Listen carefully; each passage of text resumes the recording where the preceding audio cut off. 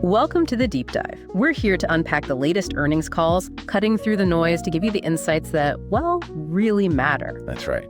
Today, we're diving into Moody's Corporation. We've got their second quarter 2025 results and their updated outlook for the year. Yeah, it's quite a story. Moody's navigated some pretty interesting market conditions this quarter. Definitely. So our goal here is simple.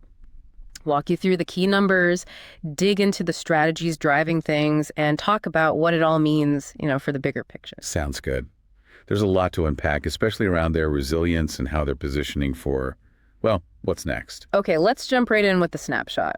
Overall, Moody's put up some surprisingly strong numbers for Q2. Very solid, yeah. Total revenue came in at $1.9 billion. That's a 4% increase compared to last year. And that 4% is more impressive than it sounds, right? Because they had that, what do they call it, the April issuance air pocket. Exactly, a sudden dip in bond issuance. Plus, the comparison to last year was really tough. Q2 2024 saw revenue jump, 22%? Yeah, massive jump last year. So 4% growth against that backdrop, and despite the April slowdown, is pretty notable. And operationally, they look strong there too. Definitely. Adjusted operating margin expanded to 50.9%. That's up 130 basis points from Q2 last year. Wow, 1.3 percentage points. That signals some serious expense discipline. It really does. Yeah. Managing costs effectively while still growing the top line, that's good management. And the bottom line followed suit. Adjusted diluted EPS hit $3.56. Which is up 9% year over year. And if you look back 3 years, it's even more dramatic, up 60% compared to Q2 2022. Really shows that compounding power. Absolutely. And you can feel their confidence, too. They actually narrowed their full-year guidance ranges. Right, for rated issuance, for the MIS revenue, and EPS. Yeah, tightening those ranges suggests they feel pretty good about how the rest of the year is shaping up based on this Q2 performance. Okay, so let's dig deeper. We've got the two main parts of the business. Moody's Investor Service, MIS, the ratings side, and Moody's Analytics, MA. Let's start with MIS. Sure. So MIS revenue was basically flat year over year, came in right at $1 billion. Technically down 1% if you adjust for foreign exchange, but still $1 billion. Right. And importantly, it's the second quarter in a row they've been above that $1 billion mark. That feels significant. It does. Shows underlying strength. You mentioned the issuance market was interesting. Yeah, dynamic is a good word. April started really slow, apparently some days with almost no new issues, but then May and June picked up nicely as markets calmed down and credit spreads tightened again. So how did MIS revenue stay flat if issuance was shaky? Well, that's the interesting part. Their actual revenue, especially transactional revenue, grew faster than the overall market issuance. Okay, so outperformance. How? It came down to a couple of things. One was a favorable mix, meaning the types of deals they did rate were maybe more profitable. And the other, maybe less impactful but still there, was growth in products not directly tied to new bonds, like some of their private credit ratings work. So diversification within the ratings business itself is paying off?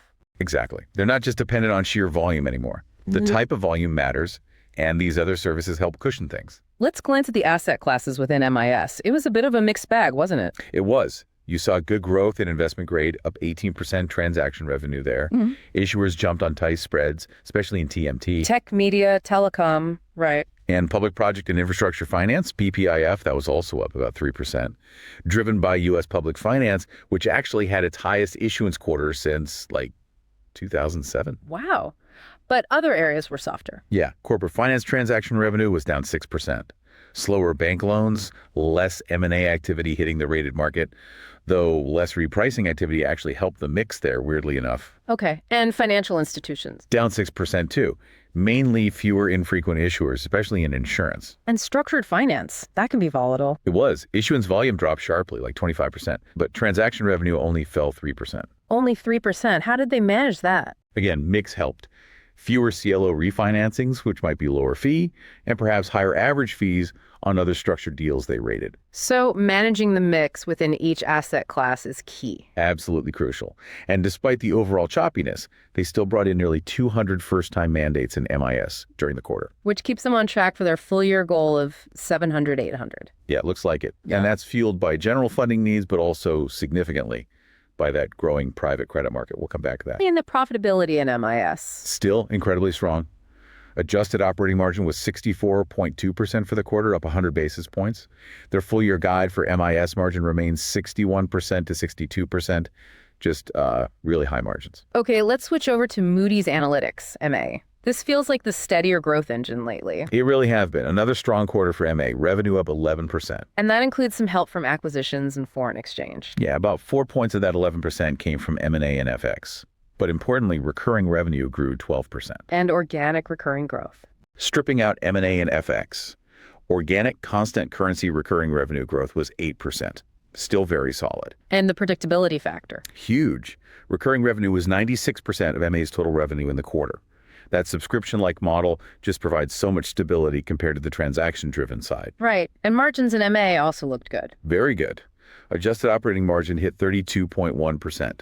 That's a 360 basis point jump year over year. Wow, 3.6 percentage points. That's significant improvement. Puts them right on track for their full year goal of 32% to 33% margin. Exactly. And they're getting external validation too. They mentioned ranking #1 again in those Chartis quantitative analytics rankings. Third year in a row. Yeah, winning 13 categories. That's not just marketing slough. It shows their solutions are well regarded by the industry. For sure.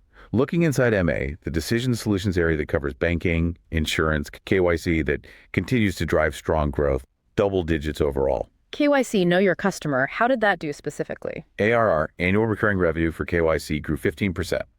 Now that's slightly down from 17% last quarter. Okay, a bit of a slowdown. Well, they explained it. It was intentional. They strategically ended a long-standing redistribution partnership. Why would they do that if it hits growth? They basically said it was about protecting the long-term value of their proprietary data. A short-term hit for, hopefully, long-term gain. And they stressed that excluding that change, new business growth in KYC is still strong. Interesting strategic choice. What about their banking solutions? Blended ARR growth there was 7%. But the real highlight was their main lending product, Credit Lens. Right. Credit That saw low teens ARR growth and mid-teens new business growth. That was boosted by integrating capabilities from Numerated, a company they acquired. Ah, the acquisition integration paying off. Seems like it. Customers upgrading to the new package are apparently spending almost 15% more on average. That's tangible value creation. Good sign. And insurance solutions. 9% ARR growth there.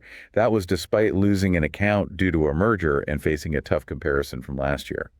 But the pipeline's building. And they mentioned Cape Analytics, another acquisition. Yeah, acquired in January. Its ARR is already up over 10% since the deal closed, and they expect that to pick up speed and contribute more significantly going forward. Okay, and the other MA areas, research and insights, data and information. Research and insights grew ARR 7%. They're innovating there with things like an AI-powered research assistant and improving the user interface.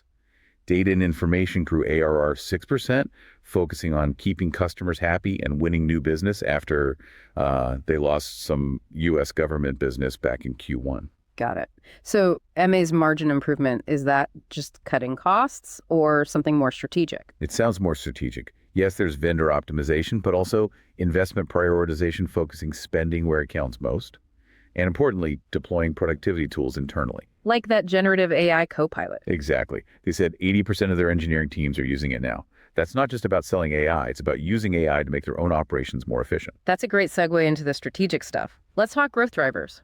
Private credit seems unavoidable right now. Absolutely huge topic for them. It's becoming a really significant source of growth for the rating side, MIS. How significant? It accounted for nearly a quarter, 25% of their first-time rating mandates in Q2. And the number of private credit deals they worked on was up 50% year over year. Wow. And the revenue impact? Revenue specifically tied to private credit jumped 75% in the quarter. 75%. Yeah, now they were careful to say it's off a relatively low base. Yeah. But still, that growth helped MIS revenue stay flat overall, even when the total issuance market was down 12%. Yeah. Shows how important it's becoming. And it's not just small deals anymore, right? They mentioned some big sectors using private credit. Right. AI data centers, energy transition projects, general infrastructure. It's playing a bigger funding role. They pointed to a massive $1.5 billion SANE deal they rated for a European utility, largest ever private credit deal in the UK, apparently. So is the idea that as this market gets bigger, it needs ratings more? That seems to be the thesis. As the market matures, investors and participants want more transparency, more comparability, Independent credit ratings provide that. And their partnership with MSCI fits in here. Exactly. That partnership, announced back in April, is about providing tools, maybe model-implied ratings initially, for investors needing better underwriting and monitoring in this less transparent private market. And they were clear this isn't replacing public markets. Yeah. Management stress it's an and, not an either. Private credit is broader than just direct lending. It includes fund finance, securitizations. It's expanding the total credit universe, not just stealing share. And they address the regulatory scrutiny, people like Senator Warren raising concerns. They did. They emphasized their role is just as an independent assessor, applying the same rigorous methods and experienced analysts, whether it's public or private debt, trying to position themselves as neutral scorekeepers. Okay, besides private credit, the other big strategic theme is generative AI. Yep. They said standalone Gen AI product sales aren't moving the needle much on revenue yet, but around 40% of their products, measured by ARR, now have some kind of Gen AI feature built in. Could be a standalone tool, an upgrade, or just embedded capability. And are customers using it? Is it making a difference? Apparently, yes. They found that clients who do buy or upgrade to these Gen AI offerings become much more engaged. How so? Their total spending across all of Moody's analytics tends to grow at roughly twice the rate of the average MA customer. Twice the rate? That's significant. Suggests the AI features are sticky and pull through other business. Exactly. It's a strong sign that clients who adopt the AI see value and deepen their relationship with Moody's. And that big Microsoft partnership. Yeah, that sounds potentially huge.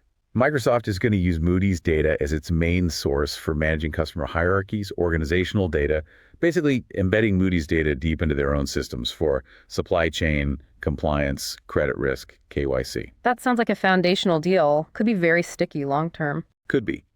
And they're still doing tuck-in acquisitions and other partnerships too. They bought ICR Chile to boost their Moody's aggregates. Local ratings business in Latin America. Mandates they're up over 30% this year. And integrations with SAP and Databricks. Yep. Integrating their data into SAP's new business data cloud, putting their risk data onto the Databricks marketplace, just making their data and analytics available wherever customers might want them. Plus, those earlier acquisitions like Numerated and Cape Analytics seem to be proving their worth in enhancing the core products. Okay, pulling it all together for the investor context, what's the outlook now? For the full year 2025, they're sticking to mid-single-digit % top-line growth overall. Adjusted operating margin expected between 49% and 50%. And the updated EPS guidance? Implies about 10% growth at the midpoint compared to last year. Pretty healthy. What about M&A driving issuance? Any change there? Not really. They still expect announced M&A deals to be up maybe 15%, but they think actual rated issuance from M&A will be flat. Suggests they're still cautious about deals actually closing, given the macro and geopolitical uncertainty. And for MIS revenue specifically, the guidance was tweaked. Right, revised to low to mid-single-digit growth for the full year. That reflects the possibility of more short-term air pockets like April, but crucially, they're not building in a major economic downturn. How do they see the second half playing out for MIS? They expect Q3 MIS revenue to be down year over year, mainly due to that tough comparison from last year. But then they see mid-single-digit growth returning in Q4. Okay. And the efficiency program, still on track? Seems so. Already delivered over $100 million in annualized savings. That helps offset normal cost inflation like salaries and allows them to keep investing. So the big picture strategy remains capitalize on those long-term trends. Yeah, digital transformation, AI adoption, the rise of private markets. Yeah. They see these creating multi-year investment cycles for their clients, which should drive demand for everything Moody's offers: ratings, data, analytics, software. That's the long-term bet. All right, let's shift gears now. Time for our This Is Not Financial Advice segment. We brainstorm some, let's call them creative trade ideas based on everything we've just discussed. Highly speculative, purely for discussion, definitely not recommendations. Absolutely not advice. Okay, idea number one, the MA dominance play. Okay, MA dominance, what's the trade? It's a pair trade.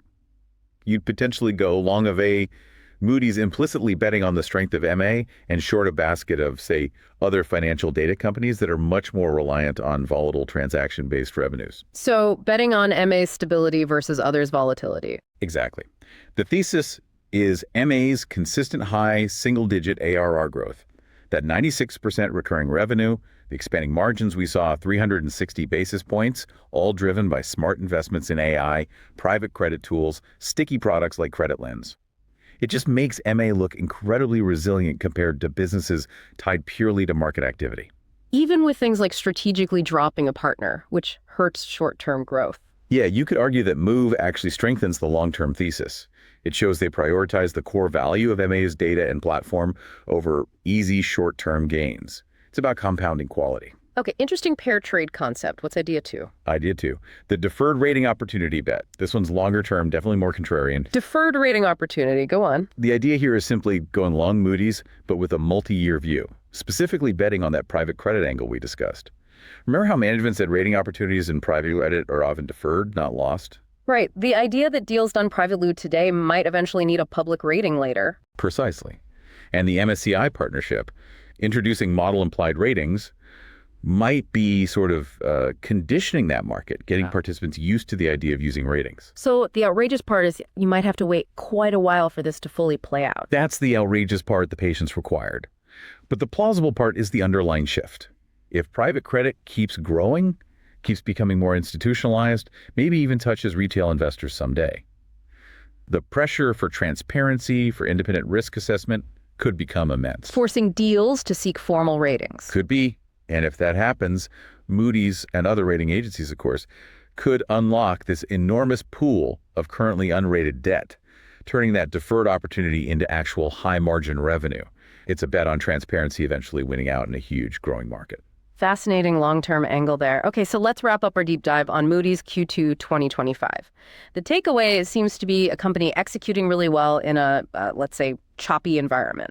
Definitely. Strong execution, discipline on costs, smart about investments in growth areas like private credit and AI. Yeah. And that MA engine just keeps humming along predictably. It really positions them well, combining that stale analytics base with the still significant, if cyclical, ratings business. Seems like a setup for continued value creation over the long run. Yeah, leveraging their core strengths while clearly adapting to where the market is shifting. Okay, one last time, a reminder. Those trade ideas. Purely hypothetical, just food for thought, absolutely not financial advice. Please do your own research. Always. So, thinking about all this, what really stood out to you from this deep dive, and how do you see this ongoing institutionalization of private credit changing things for traditional markets and for the rating agencies themselves going forward? Something for you, our listeners, to chew on.